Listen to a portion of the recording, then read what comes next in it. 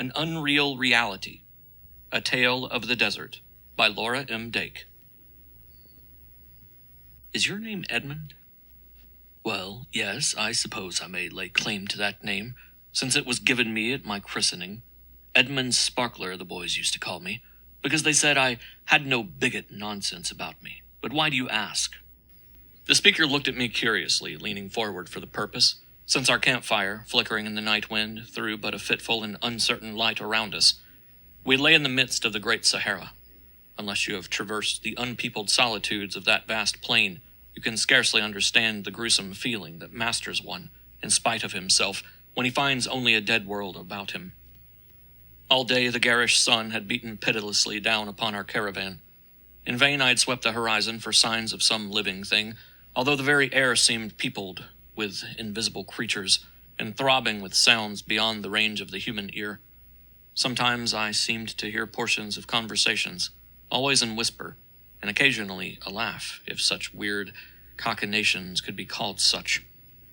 How gladly I had welcomed the hour that had brought me into camp, and into closer companionship with my 3 countrymen. But the uncanny influence was still abroad, despite the genial sherry, the soothing cigar, and the enlivening conversation with which we tried to recompense ourselves for the discomforts of the day. The talk had flagged for a moment, and in the lull, a voice far off, yet clear as through a telephone, had sighed, "Edmund, beloved one, I am waiting." Then I had put my question to my fellow traveler, and in reply to his "Why do you ask?" had given the message. The effect was startling, for he sprang to his feet like one bereft of reason, crying out wildly, "God, it is she! Philo, my love, my own! Let me but hear your gentle voice, and I will follow wherever it may lead. Philo! Philo!" A moment later, to our surprise, he was gone. He had rushed away in the darkness, regardless of his course. Securing torches and lanterns, we began our search for him, but it was not until some hours later that we found him and induced him to return. And then, having no inclination to sleep, we sat beside the glowing coals, the darkness enclosing us like a wall, while we listened to his story. 8 times, my friends, have I crossed this great desert, but it is of what befell me on my first trip that I will speak. At that time, though but a mere youth, I was a trusted representative of a large Liverpool firm, and had been sent to Timbuktu on a special commission. I joined a caravan en route for that point, and managed to make myself as comfortable as possible amidst the inconveniences with which you are now acquainted. On the 4th day out, as I lay dozing, lulled by the swinging motion of my camel, the quiet was suddenly broken by a hubbub of exclamations. On looking up to discover the cause, I saw in the distance the white walls and spires of a city, amid a green foliage of palms and other tropical trees, while before it spread the blue waters of a lake that sparkled in the sunshine. Never had I beheld anything so enticing. "By St. George," I cried, "here is a chance for a tub." You know what a bath means to an Englishman. And quickening my camel's speed, I turned him toward the beautiful city. But my Arab servant ran after me, panting with excitement, and, catching the leather thongs in my animal's nose, brought it to so sudden a halt that I nearly lost my balance.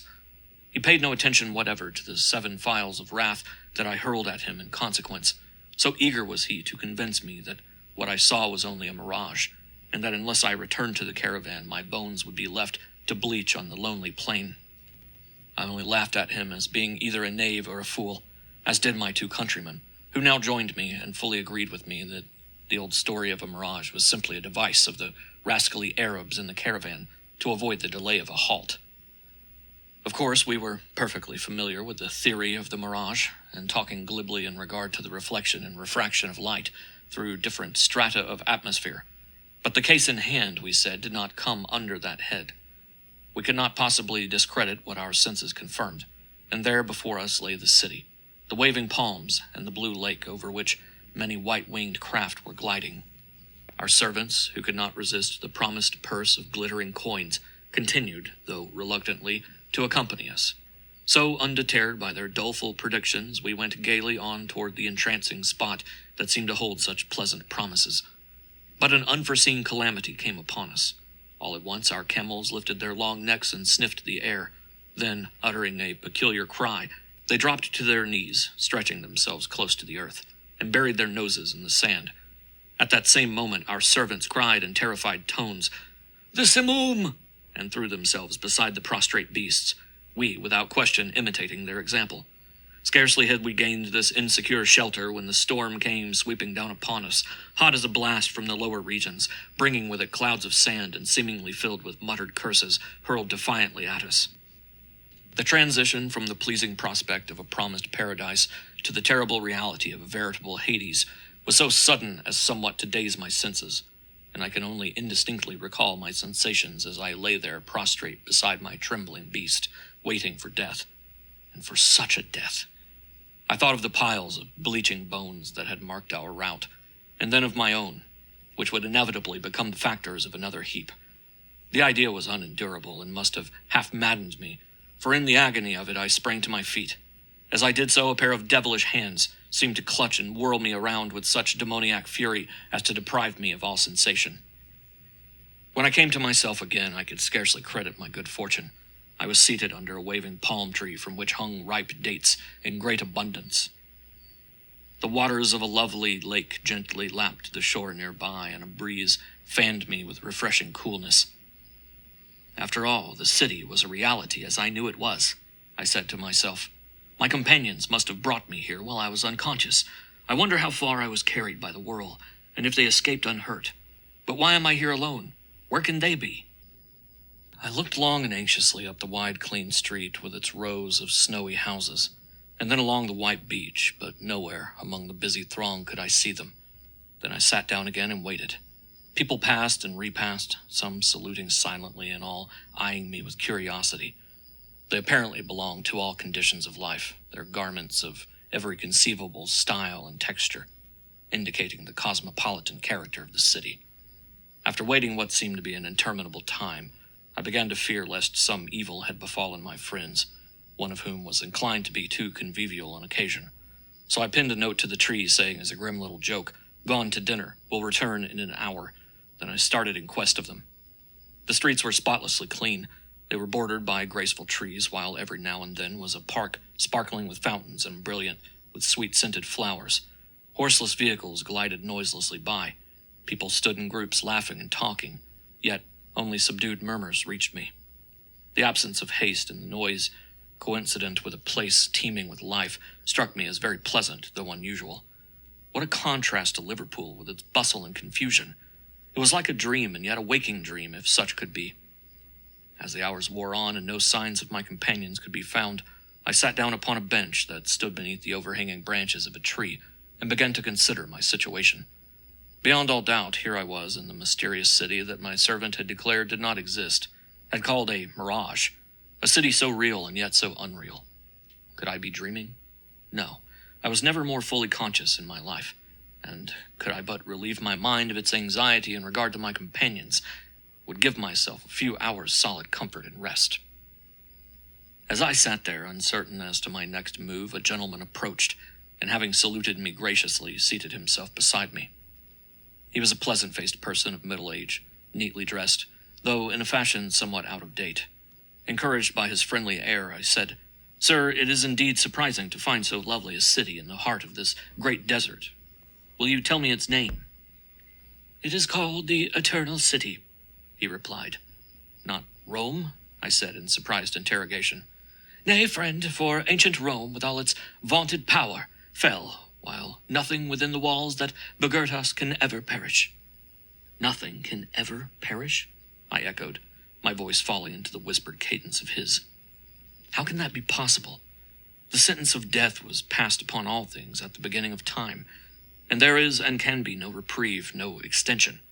Life, good sir, is an unmeaning tragedy, and eternity a calamity in which there is neither rhyme nor reason."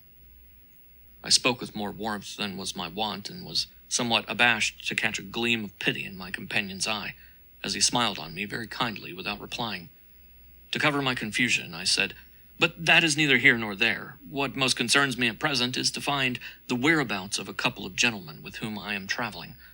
Perhaps you have seen them somewhere about your city. Two portly, beef-eating Englishmen, jolly and ruddy, wearing cork hats and checked trousers." "Nay, friend," was the answer. "Strangers such as thou describest are not frequent visitors here. Thou art the first in many years, so set your mind at rest in regard to your traveling companions, for wherever else they may be, they are not in the Eternal City. It should have been called the City of Silence, I said, for I never dreamed there could be a place so full of go, and yet so still. There are sounds enough, friend, was the reply, but thine ear is not attuned to them. Why, the atmosphere of the earth is throbbing with sounds that are never heard by its inhabitants, since they are both above and below the range of the normal human ear. But we who are adapted to life upon this plane find all things harmonize with our condition. To life on this plane? I exclaimed. Is life here different from life elsewhere on our planet? Or am I dead and are we both ghosts? Ghosts, he repeated with a smile. How strange it seems to be called a ghost, yet I can recall a time when I too so classed souls who had laid aside earth conditions and had taken up life under new ones. Then, changing his reminiscent tone, he said assuringly, Have no fear for thyself on that score, Edmund, for thou art no ghost, since thy body of dust still holds the vital spark called life. As for myself, well, am I not alive? And art thou not in the midst of a city peopled with sentient beings whom time is powerless to destroy? Men of earth call it a mirage, an illusion of the senses, but we who enjoy its beauty and bask in the security of its unchanging reality laugh at the impotent folly of their so-called science, which has never at hand a ready-made reason for the deepest mysteries of the Almighty.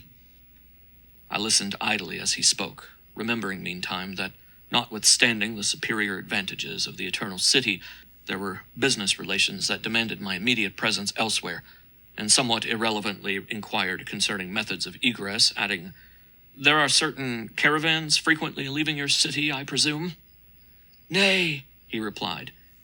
We live within ourselves, shut in securely by walls of magnetic force, crystal clear, yet strong as adamant. Ah, I see, I said. Your community is on the cooperative plan. Sorry, I can't stay longer and see how that theory works in actual practice, but business demands my presence in Timbuktu. About how far do you call it to that place? Timbuktu, he replied dreamily. Ah, yes, I recall it.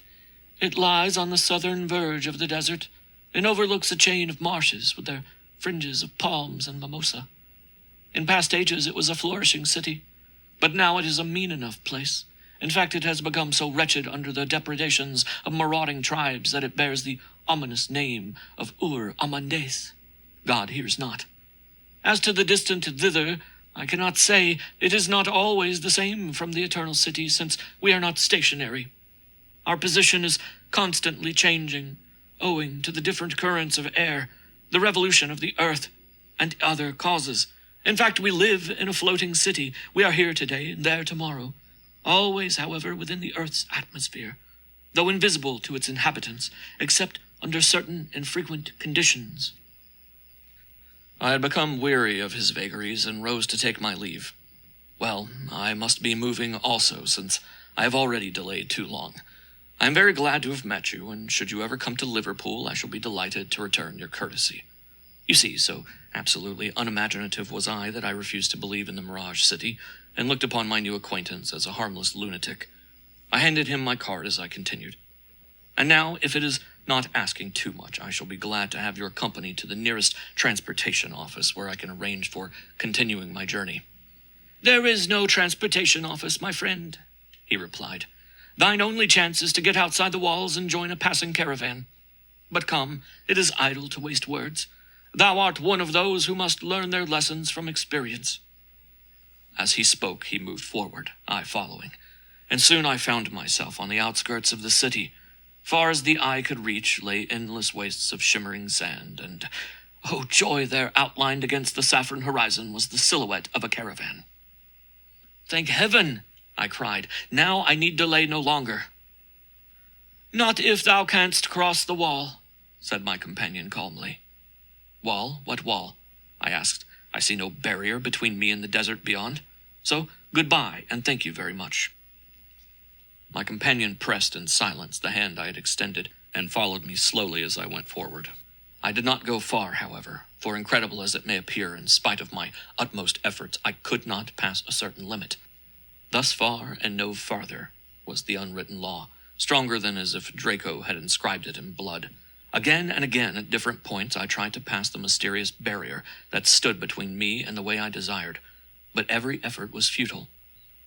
At last I became exasperated, and remembering my football tactics, I stepped well back and made a rush that I felt confident would win the goal. But to my surprise, I was hurled violently back. My companion assisted me to arise, saying gently, "Dost thou not see, friend, that thy utmost efforts are useless? Believe me when I say that it is absolutely impossible for thee to cross the wall encompassing this city, unless under the law certain conditions be given." "I see no wall," I persisted almost sullenly. "It is there, however, crystal clear and invisible to thee, a wall of magnetic force stronger than adamant." "By the way," I said, "it seems reasonable that if I came in through your magnetic wall, I ought to be able to get out." "So one would judge," he replied, "and what puzzles me is how didst thou get in?" "Oh, that is no mystery," I returned. "I saw your city, and in company with the 2 Englishmen and a couple of servants, started to reach it. Along came a simoom, hotter than Sheol. Something grabbed me up from the ground, whirled me around until my head felt like a mill race, and when my brain cleared, why, here I was." "The simoom," said my companion thoughtfully. "Ah, that accounts for it. It is filled with wicked influences, with disembodied entities who hold a pitiless grudge against the human race and never lose a chance to vent it. They have wonderful powers for working evil, and when in their diabolical glee they enter a simoom, they whirl and twirl the lines of magnetic force as playfully as a—" He paused for a simile, and I suggested, "as a cowboy swings his lariat on the Texas plains." "As anything thou pleasest," he rejoiced, smiling. "It is all one, since thou art here, and here thou must bide the time of thy return, with the world none the wiser. Thou certainly art placed in a peculiar position, being dead and yet alive in the earth's sense." "You speak in riddles," I said, for even then I did not understand what he meant. "But please tell me in plain English how long I shall be detained." "The will be as the law determines," he replied. "The law?" I cried in tones of disgust. "What law? Are you ruled by a tyrant whose will is law? Have you no dynamite?" "He who holds the universe in the hollow of his hand laughs at anarchy, my boy," he said. "He is the law. But calm thyself and trust me fully. My home shall be thy home during thy stay, and I trust that each hour may be one of perfect contentment." But I did not accept his hospitable offer until I had renewed my efforts to cross the barrier, which of course were futile. And utterly exhausted, I was forced to abandon them. Temporarily, at least, I said. Then, having no other choice, I went back with him to the city. His home was a dream of beauty. The house, whose walls were of a material resembling ivory, was classic in design, and stood in the midst of a spacious lawn, green and smooth as velvet, shaded by tropical trees and brilliant with odorous flowers. Through the open windows came strains of music, the most entrancing I had ever heard, and vibrant with the power and goodness of the Creator. I bared my head as I listened, and my soul seemed to shrink into a mere speck, as all the egotism, the littleness, and the folly of my narrow nature were revealed to my introspective gaze. I hung my head for very shame. Without a word, my companion plucked a lovely lotus blossom from the basin of a fountain, beside which we stood, and placed it in my hand. Instinctively divining his wishes, I buried my face in its golden heart and inhaled its fragrance. When I looked up again, lo, it was not I, the sin-laden wretch who but a moment before had been ready to sink into the very earth for shame. All the vexations, the miseries, and the knowledge of them had slipped away. All discord had vanished, and a perfect peace that passeth understanding had come instead. The Liverpool firm, Timbuktu, and all the world that held them were now but the shadows of a shade. Never before had I known the meaning of life. What I hitherto had called life was but a mockery, a heavy load under which I prayed I might never again have to groan and sweat. When I gave utterance to these thoughts, my companion said sadly, "And yet, alas, thou art fated to bear the burden a little longer, since thy years are not yet ripe. But fret not thy heart about the future. Here come those whom thou must know, since they belong to my household." As he spoke, a band of youths and maidens came trooping down the broad white steps of the mansion and across the lawn to where we stood, all greeting me graciously. "These are my sons and daughters," said my companion, his face beaming with affection as they clustered around him. "Yes, these are my children," he continued, adding, in answer to my look of inquiry at their number, "not as thou of earth countest one's children, for often there the offspring of a common mother and father are as antipodal as though belonging to different races. Such conditions do not exist here. These are my children by adoption, as it were. They are brothers and sisters in the true sense of the words, in thoughts and tastes, congenial in all that pertains to existence, with no sweet bells jangled out of tune to mar its perfect harmony. Some came to me when mere infants, and have grown to manhood and womanhood without knowing aught of the trials and temptations of earth. Ah, if the sorrowing mother bereft of her babe could only know. Here now is my sweet Philo." And he glanced lovingly at a tall, fair young girl who stood near, watching the innocent sports of her companions. "She came to us when only a year old, as thou countest time, and knows no other life than the one passed here. She shall be thy guide and thy companion while thou art with us." "Which shall be forever?" I cried with enthusiasm as the lovely girl came, obedient to his summons, and took my hand trustingly in her own. "Which shall be as the law decrees," murmured he, as he moved away, leaving me with my sweet young guide. How joyously the hours flew by! I took no note of them, since there was no thought of time, nor were we harassed and hampered by physical wants, since they were easily supplied. We simply drew from the elements around us all that was requisite in the way of food and clothing. "Consider the lilies," we sang, knowing in its perfect fullness all the beauty of that divine message. Edmund's voice had been growing soft and dreamy, and now he ceased speaking. For some moments the solemn silence of the night was broken only by the sighing of the wind and the regular breathing of our companions, who had long since fallen asleep. At length I said suggestingly, "And Philo?" "No more of Philo," replied Edmund as one awakened from a weary dream. "If you have never loved, you cannot understand me. And if you have given all that is best and noblest in your nature to a woman worthy of such a gift, then I need not tell you of the sweet hopes, each day fulfilled, that sanctify the remembrance of that sacred time, now gone but not forever. Surely, if life is eternal, we shall meet again. I could almost curse this body of dust that holds me from her, and would willingly my quietest make, but dare not, for the terrible law, which none can evade, bars out the self-destroyer from such fair places. Instead of our becoming thus united, we would be thrown farther asunder." "Right and sensible you are, Edmund," I said, "and I respect your reticence, but I'm curious to know how you crossed those awful barriers and took up your career again on Earth." "I really cannot gratify you with the details," he replied.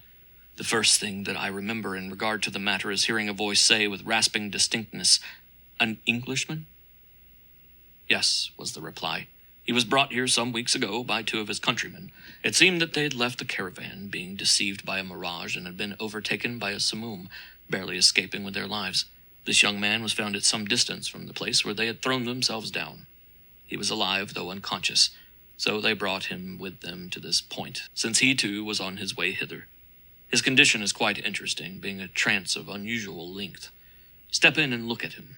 They stood a while beside me, discussing in business-like tones trances and similar phenomena, and then I felt one of my lids lifted and saw a pair of gray eyes twinkling with curiosity. The owner gave an exclamation of surprise and lifted my other lid, and lo, there I was, looking back at him. I recovered, of course, and soon as I was able, explained matters to my firm, executed my commissions, and returned to England. But my peace of mind was gone. Things of this earth seem so narrow and pitiful. The struggle for gold that we can only jingle a day. The desire for fame that is but a passing breath. The selling of souls for power and place. Exchanging birthrights for messes of pottage. Here he broke off again, and after a few moments said, "You heard her call me tonight, and let others scoff as they will, you know that my story is not the baseless fabric of a dream, but a living truth."